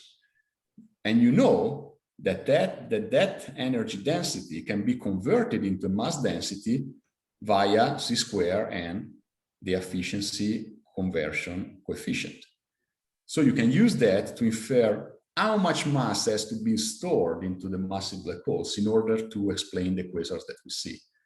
And what you get is that there is very much a consistency between the mass that you infer from the quasar luminosity function, the mass density, and the mass density that you get by measuring with other techniques like Keplerian rise of the velocity curves in the center of galaxies and other stuff.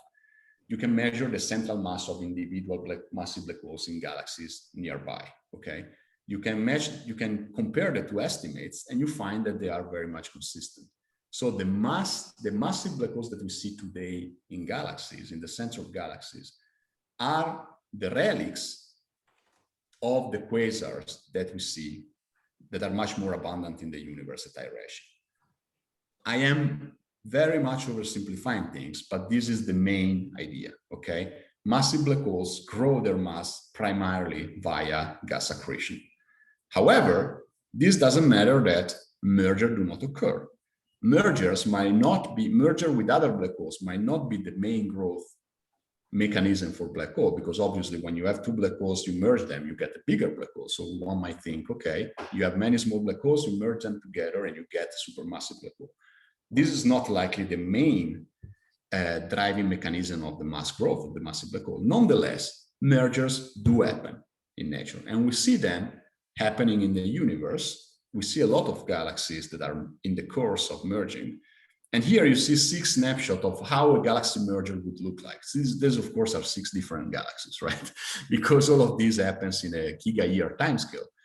But you can compare these 6 phases here with a numerical simulation of a galaxy merger, and they match pretty well, okay? So mergers do occur very frequently in nature. What happens to the massive black holes that are at the center of these 2 galaxies as the 2 galaxies merge? The idea is that these 2 black holes at the beginning will be found at the periphery somehow of the merger remnant, but there are mechanisms that bring them to the center of the merger remnant, where they will form a massive black hole binary that eventually will coalesce because of gravitational wave emission. Now, in the interest of time, I'm not gonna really go into much details here, but the idea is essentially to cover these 10, pretty much, well, 7, 8, 10 orders of magnitude in separation, okay? So this is a cartoon essentially showing the typical time scale 2 binaries, two black holes following a galaxy merger spend at the given relative separation as a function of separation, okay? And the idea is that at the beginning, you have 2 black holes that are in the periphery, so they are like kiloparsecs away from each other. And somehow you need to get them to milliparsec, where gravitational wave emission is efficient enough that they will merge. How do you do that? Well, the first mechanism is dynamical friction. And dynamical friction is essentially due by the collective pull of ambient stars onto the central massive object. Now, this has been worked out by the main theory has been worked out already by Chandrasekhar in the 40s even. And it can be adapted to a background of stars or and dark matter, a collision-less background, or a background of gas, where the equations are a bit different, but the idea is pretty much similar.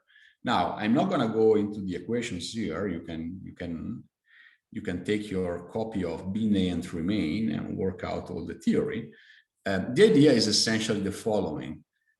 So this is a galaxy, a massive black object that found itself in the stellar distribution of the galaxy will exert a gravitational force that essentially will bend a little bit stars, forming a sort of overdensity behind the hole. In this process, the black hole is slowed down and by being slowed down, it falls into the center of the galaxy. So this is the result of my embodied simulation. Okay, so by means of dynamical friction, a massive object will fall in the center of the galaxy. At this point, we just had a galaxy merger. We had two massive black holes. The two massive black holes don't know anything about each other, okay? They just independently fall into the center of the galaxy potential. At some point, though, they will both reach the center, and the mass in stars and gas in between them will be smaller than their own mass. And so they will start to feel each other's gravity, and they will bind in a binary. At this point, dynamical friction becomes inefficient, essentially because stars do not see the binary as two separate objects anymore, but they see a binary as a single object. The binary responds to dynamical friction as a single object. And all dynamical friction does is to perturb a little bit the center of mass of the binary. So dynamical friction becomes inefficient. If you had only dynamical friction, those binaries would just form at, let's say, a parsec scale.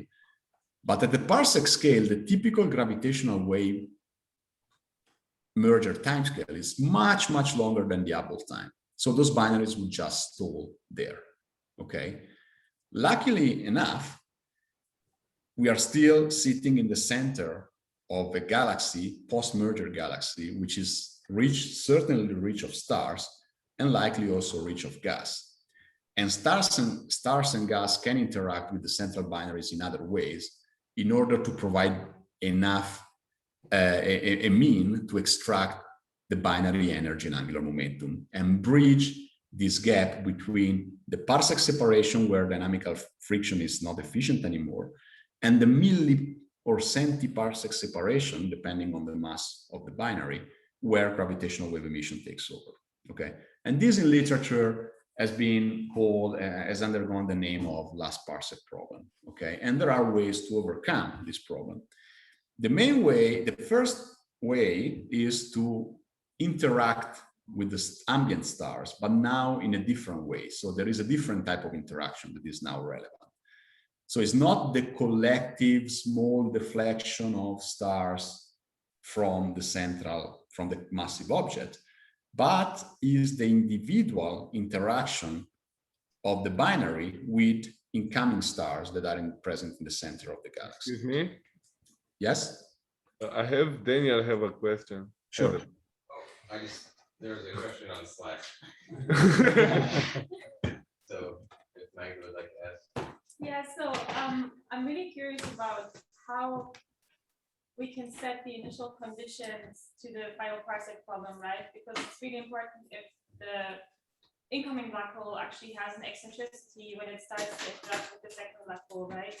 So I'm wondering, do we know anything about whether the gravitational friction exerted by the galaxy onto the black hole could cause an eccentric orbit about the center? If you have, for instance, like an inhomogeneous background medium, and the black hole keeps sinking into the center of the galaxy, could you end up with a high eccentricity? Because the stellar background then would actually increase its efficiency and the orbital decrease, right? So that's more efficient when you have an eccentric orbit. Yeah, so that's wow, that's a hard one.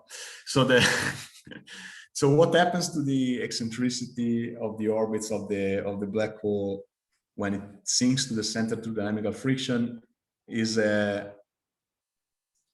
a very hard question to answer. So you can actually devise, and this has been done in the literature, simple models where you can actually track what happens to the eccentricity, and the eccentricity, well, to some extent, well, it can change during the dynamical friction timescale, dynamical friction process, but not that much. However, this doesn't take into account of a whole bunch of other processes that are related, for example, to inhomogeneities of the background or to distortions of the background. By the way, there was a paper by Vasiliev and collaborators yesterday about this, that they see that, for example, the distortion of the distribution of stars essentially can trigger very particularly radial orbits for the incoming massive black hole. So this mechanism, at least in a number of cases, in under certain conditions, can actually produce very eccentric orbit when the two black holes bind together. Other things are, of course, scattering due to inhomogeneities like giant molecular cloud or giant clusters of stars and stuff like that. Those can also make the orbit of the incoming massive black hole fairly unpredictable. So I would say we don't have a very good handle overall of how, so when the dynamical friction phase ends, we don't have a good handle of how the eccentricity of the forming binary should be. I don't think we have a very good understanding of that. Okay, thanks. The following, what happens in the next stage, well, depending on how is the background is, can be simple, a bit simpler or a bit more controversial. It depends. So let me just say a couple of things about this. You formed your binary. Now the binary stalls because dynamical friction is not efficient anymore, but stars can intersect the orbit of the binary, undergo a complex three-body interaction. And in this three-body interaction, since most of the energy of the system is in the binary, and the system would like to go to equipartition, even though it cannot, for obvious reason, the binary will tend to give energy to the star, and the star will be ejected from the system with a much higher velocity with respect to the velocity it was coming in. So the binary will take away a bit of energy, and the star will take away a bit of energy and angular momentum from the binary. Now, I'm not going to go into the details of the theory here, but you can actually work out for a given density of stars what is the cross-section of the binary and what is the interaction rate of the binary with the stars, which is what is here in the low for in the bottom of the slide. And well, this is a cartoon that I can skip. And you can put everything together, and you can actually work out a rate by which stars are extracting energy and angular momentum from the stars. Now, I don't have time to go into the details. You can look at this paper with Fazil if you're interested. You can look at the paper by Quinlan, 1996, who was the first actually to put this, to frame in a meaningful way this question and to answer it to some extent. Or there is a nice book and a nice series of paper by David Merritt about galaxy dynamics that deals a lot with all these stellar interactions. But the idea is that by interacting with the stars individually with the stars in the galactic center and throwing them out of the center, the binary will actually manage to cover this gap to the point where gravitational wave takes over. And this has been shown with the semi-analytical and numerical simulation. It's going to happen in a timescale that it's probably of the order of hundreds of millions of years for a typical galaxy, so much shorter than the Hubble time. So this is a way to solve this last parser problem. Another way that I'm not gonna go in detail, maybe you can ask Dan if you're interested, because he's doing a lot of work on this, is interaction with the circumbinary gaseous disk. And here, so the vanilla idea, even though it's not really correct, but it's just to give you an idea of how a gaseous disk can extract energy and angular momentum from the binary. A main idea would be the following. You have a disk that would just be accreted by the central object. But now instead of a central object, you have a binary, okay? So the binary essentially exerts a quadrupolar torque that is gonna open a cavity, okay?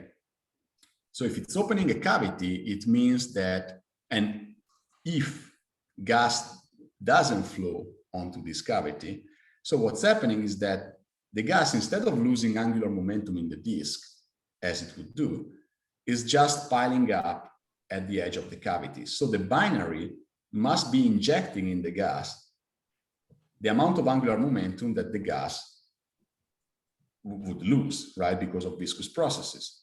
So you can turn this into a very simple differential equation for the evolution of the binary, and you can show that a mechanism like this would shrink the binary if a mass of gas comparable to the mass of the secondary, indeed, black hole in the binary, flows into the disk. Now, this is just an idea of how the interaction with the disk could actually change the properties of the binary. It's very incomplete and ultimately wrong, because instead, in fact, this quadrupolar potential cannot prevent gas from leaking and forming mini disk around the binary. So the overall interaction is much more complicated. And as a matter of fact, there has been recent work in the literature that shows that under specific assumptions, this mechanism might even lead to expansion of the binary rather than shrinking. So I don't have time to go into any of these. So if you're interested, you can ask them. Okay. Should this mechanism, interaction with gas and stars, fail, since the process of galaxy formation is hierarchical, at some point a third black hole will come into the system because there will be another galaxy merger. So, and this is just a compilation of multiplets of galaxies from the Hubble telescope. So we see multiple mergers pretty much everywhere, okay? And if you have a tight binary that hasn't merged yet, or has stalled for some reason, and you bring in a third black hole, what could happen is that this third black hole can prompt the merger of the pre-existing binary. So this is the separation of the pre-existing binary in blue. The third black hole comes in, it has a very high inclination with respect to the central binary. It excites Kozai oscillation that lead to the merger of the central black hole.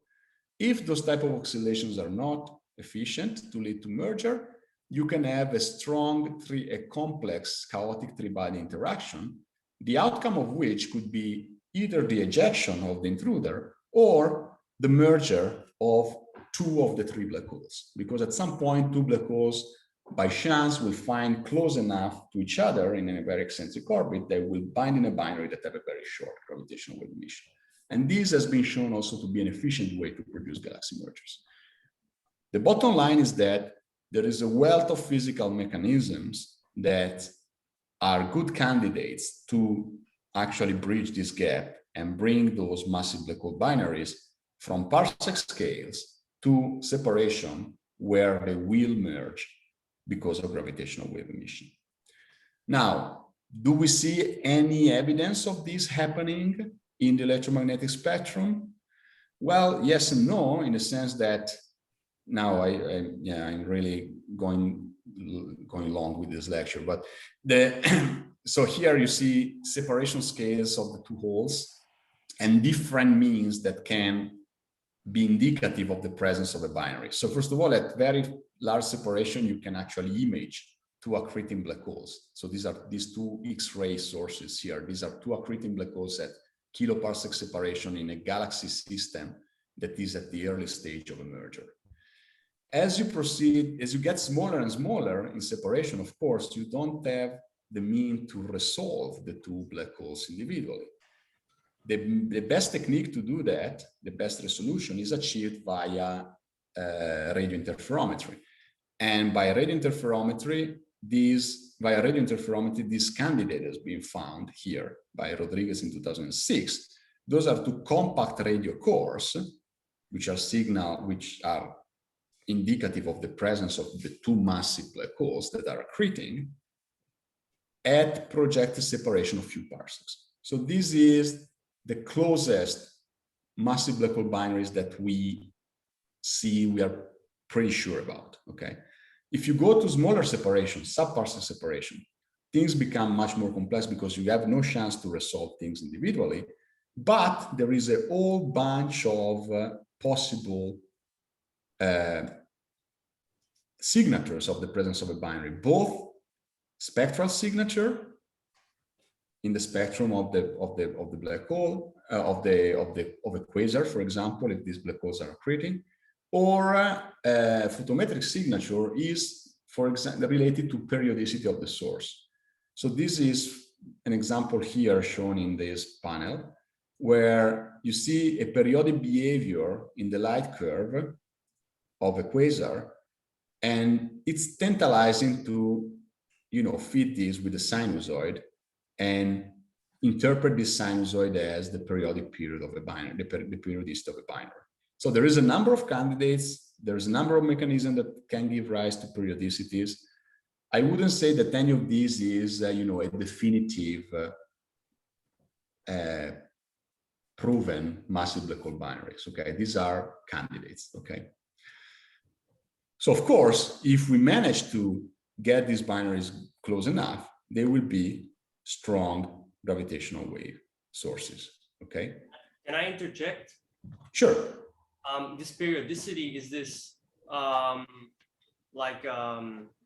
eclipsing periodicity or more tied to maybe pulsations? No, probably not, right? So, well, there can be there has been many interpretations actually to this very same periodicity. One possibility is that, so the quadrupolar torque of the binary essentially produces a natural periodicity in the feeding of the mini disks of the period of the binary, or a period related to the inner edge of the disk, or both, depending on the mass ratio, etc. So this might arise from the fact that the quasar intrinsically gets more and less luminous because the feeding rate is changing in time. Another possibility would be that you are seeing the system slightly edge on, okay?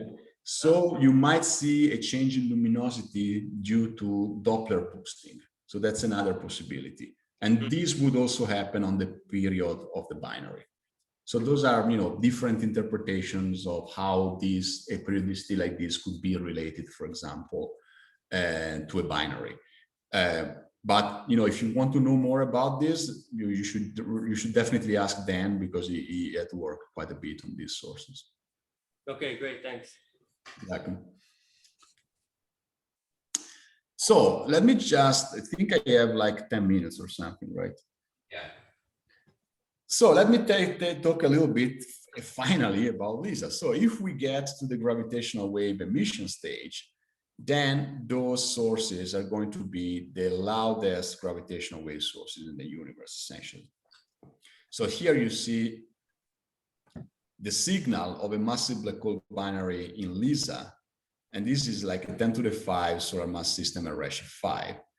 And this is not a waveform. The noise of the detector isn't there, okay? So those are pretty loud, and it's not being filtered or anything. So those are pretty loud sources, okay? Now, LISA, so let me just show this plot. So this plot essentially is a contour plot of signal to noise ratio in the LISA band for equal mass black hole binaries with the mass given on the x-axis and the redshift given on the y-axis. So remember, gravitational wave detectors are essentially omnidirectional, right? So LISA will see black holes from few thousand to tens of millions of solar masses up to redshift 20, essentially anywhere in the universe, okay? And overlaid to this contour plot, there are tracks of formation tracks, evolution tracks of massive black holes. Each dot represents a merger. And, you know, the green curve might be something like the massive black hole in the Milky Way, 10 to the 6 solar mass at redshift 0. This red one would be a quasar at redshift 2, and those would be like quasar at redshift 6. So you see, it doesn't matter what type of massive black holes you are considering, all of them have cut through the LISA band during their accretion history, their growth history, and the vast majority of their mergers is going to be observed by LISA, okay? This is how fantastic this instrument is going to be. Now, the point is that, there are many galaxies, there are many black holes, but these galaxies don't merge very so frequently. I mean, they merge frequently, but on cosmological timescales, right? So your detector is not observing for gigayears, it's going to observe for a few years. And in few years, you don't expect millions of galaxy mergers, millions of black hole binary mergers. You might expect tens or several hundreds, okay? So we put together a few scenarios, different scenarios for formation of massive black hole binaries in the universe. You can actually simulate the whole universe using semi-analytic models. And those are the merger rates that you get out of few different models. And you see the number of mergers, of massive black hole binary mergers per unit redshift per year. So you see, you get from anywhere from like few mergers per year to perhaps 100 or few hundred, if you integrate this curve here, mergers per year, okay? So this is the number of sources that is expected to be observed by LISA. Tens, hundreds of massive black hole binary mergers in the universe. Now, remember the kit that we saw on Monday? We can play the same trick here, right? We get the source with very high SNR, actually. We can measure the parameters pretty well. And again, the expectations are that we will have like hundreds of detections. We can localize the sources within few square degrees, or even much better if they are nearby and massive enough. We can determine individual masses very well. We can determine the spins of the holes in most cases very well as well. Because especially if those are nearby compared to what we've seen with LIGO Virgo up to now, those are binaries that we will see for days or weeks, perhaps even months in band with high SNR. So really we can detect spin precession and everything with high SNR. So we can really determine the parameters very well. And let me just do a quick go through a few things that you can do with that. If you observe a population of black holes and you measure their parameters, then you can test your formation model. You can do Bayesian model selection, for example, right? You have different models, you see what your model predict, you compare it with what you observed, and you give a likelihood to your model to be good or not. And you can compare likelihoods of different models. This is just showing an example of, which is pretty dated now, it's like 10 years ago. And what we did, we put together many models, many different models with different seeding mechanism, different accretion efficiencies, and so on and so forth. And then we produced a catalog of observations with errors. And then we gave this catalog to a friend that didn't know what was in the catalog, and he tried to guess which model was the parent model. And what you see here, these plots here, are essentially in what fraction of realizations you can disentangle two competitive models to a given confidence. So for example, by this red curve, given some set of observation, I can disentangle these two models, which I don't even know what they are, to a 95% confidence level in 40% of the cases. Now you might say, that's crap. Of course it is. It is crap because to produce this plot, we considered like 3 months of observations when we had like 4 or 5 sources.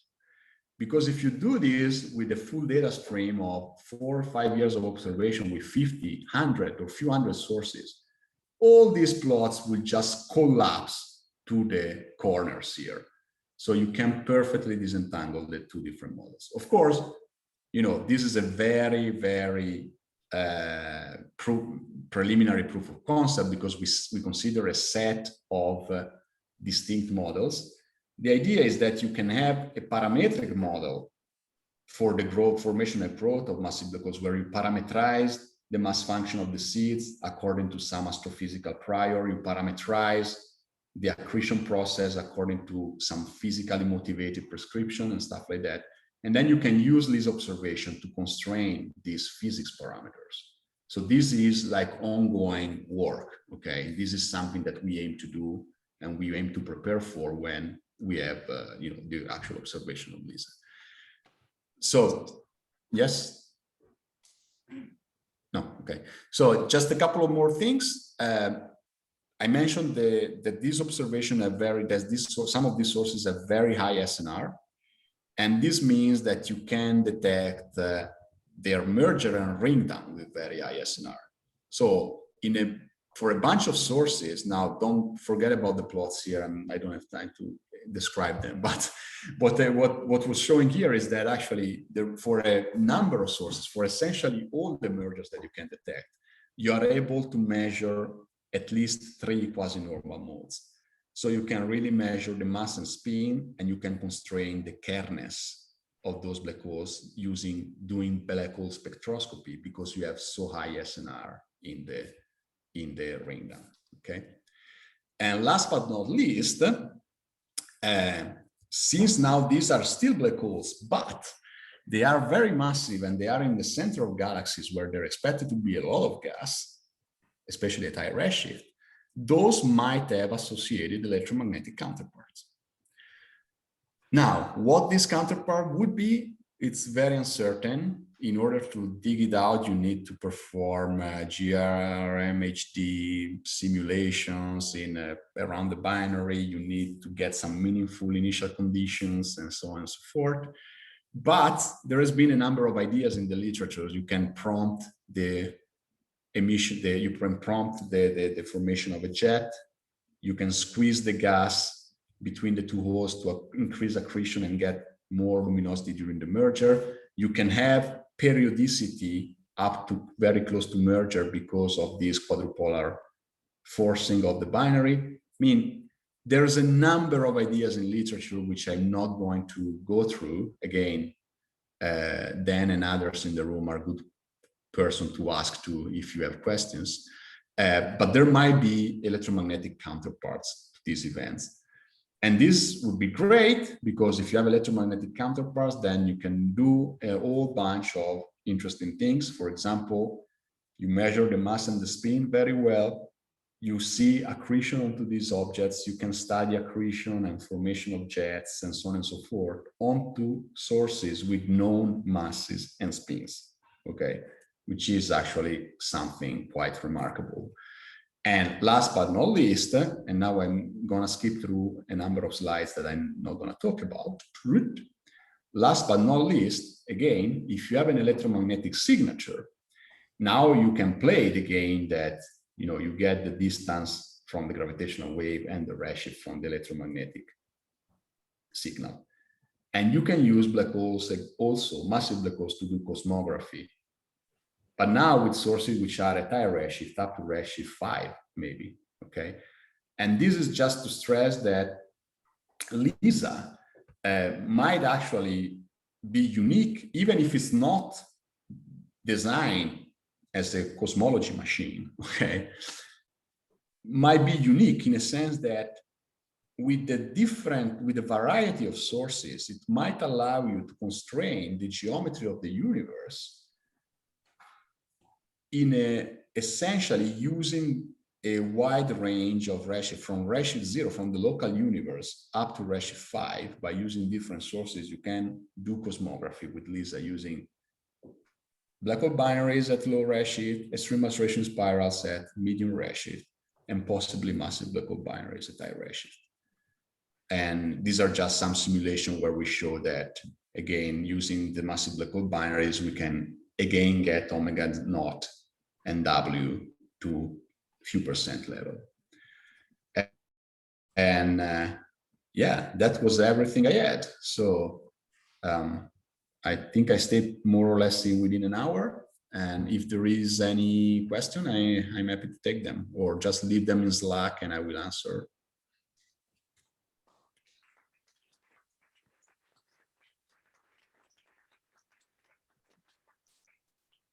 Well, thank you for painting such a rich picture of the lives of supermassive black holes. I like how we started from their birth and went to their journey through galaxies to merge, and it really highlights the kind of astrophysics we can probe with gravitational waves. So thanks for that. And I think we can do one question or two, and then we'll we'll go to lunch and then we can write the rest of the questions in Slack as Alberto mentioned. So, Sriya, is a question? Do you want to? So I was wondering, so if could the electromagnetic signatures of the recent detectable events be used to disentangle the different supermassive black hole C formation channels? I'm sorry, I don't hear very well. Can you repeat the question, maybe, Dan? Also, the chat. So could the EM signatures be used to disentangle different supermassive black hole C formation mechanisms? Sorry, wait a second.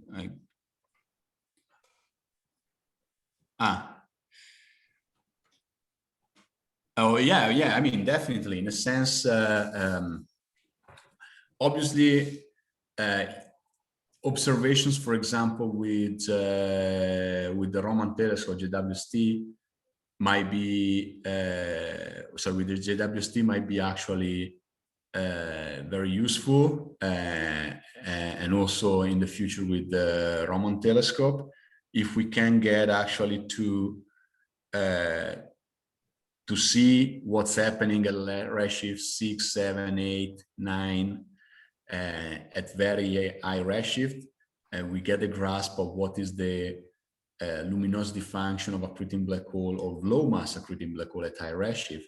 This is all information that is complementary with what we see with LISA that can help us to reconstruct the cosmic history. So it's definitely electromagnetic signature, not necessarily even related to the mergers of the events that we see, right? But even just electromagnetic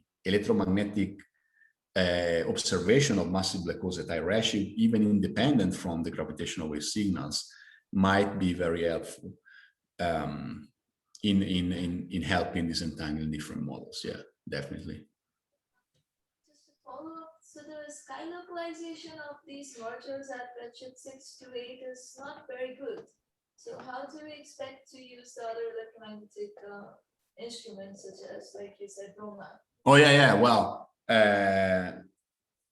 it really depends how lucky you are and how good you are in pinning down electromagnetic counterparts, right? So, for example, if you want to do cosmography, if you're considering sources that redshift up to 2, 3, actually the sky localization can be pretty good, can be really even sub-arc minute in some cases. If you have like a 10 to the 6 solar mass black hole at redshift 2, 3, and considering higher harmonics and things like that, you can get a very good sky localization. Going up to redshift 5, 6, that becomes much harder, I agree. So really, getting the counterpart, it's going to be hard there. Yeah, that's definitely true.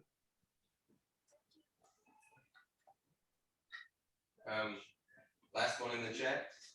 Yeah, general question. Is LIGO LISA checking for potential signals from exotic objects like Lorentzian wormholes, naked singularity, charged black holes, etc.?